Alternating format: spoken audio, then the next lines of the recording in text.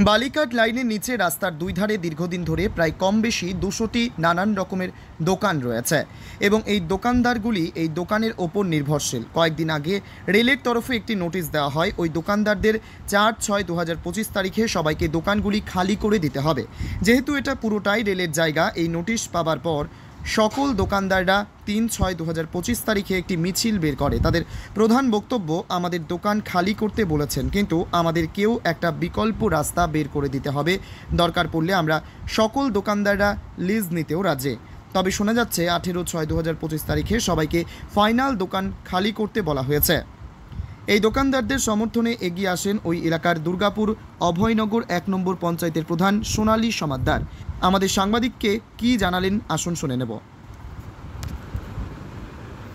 রেলের মাঝখানে যে আপনাদের 5 নম্বর প্ল্যাটফর্মে এই রাস্তার দুপাশে এতগুলো দোকান আছে, তো রেলের তরফ থেকে 4 তারিখে উঠে যাওয়ার নির্দেশ দেয়, তো সেটা আপনারা কিভাবে দেখছেন?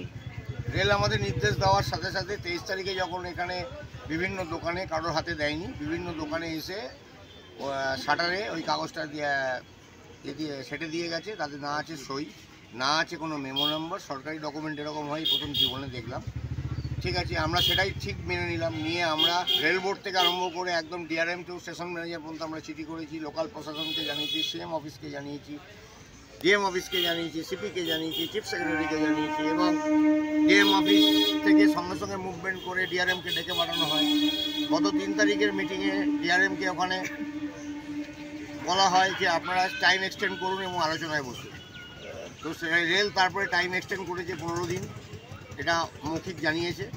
এখনও আজকে সকালবেলা লোকাল প্রশাসনের কাছে মেলটা গেছে, রেলের কাছ থেকে বিডিও অফিসে এবং নিশ্চিন্ত থানায় মেল গেছে যে আমরা 15 ডেজ এটাকে পোস্টপোন করেছি।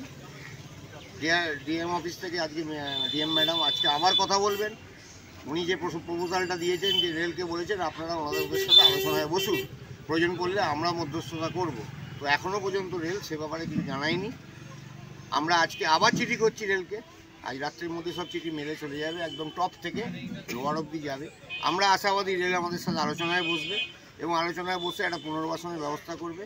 আমরা পুনর্বাসনে সবসময় রাজি আছি।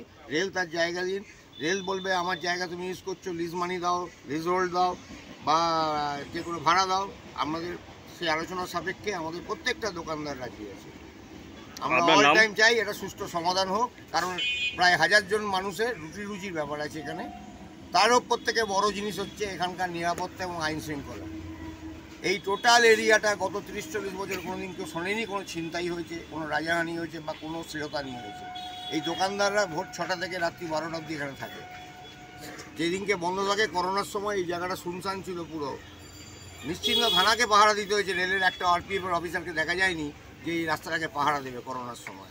নিশ্চিন্ত থানাকে এখানে পেট্রোলিং করতে হয়েছে। সাধারণ মানুষের যারা করোনার মধ্যে বেরোতে বাধ্য হয়েছে তাদের নিরাপত্তা দেওয়ার জন্য, কারণ ঘুটঘুটে অন্ধকার, না ওখানে এনএচআই কিছু করে না এখানে রেল কিছু করে। আপনার পরিচয়?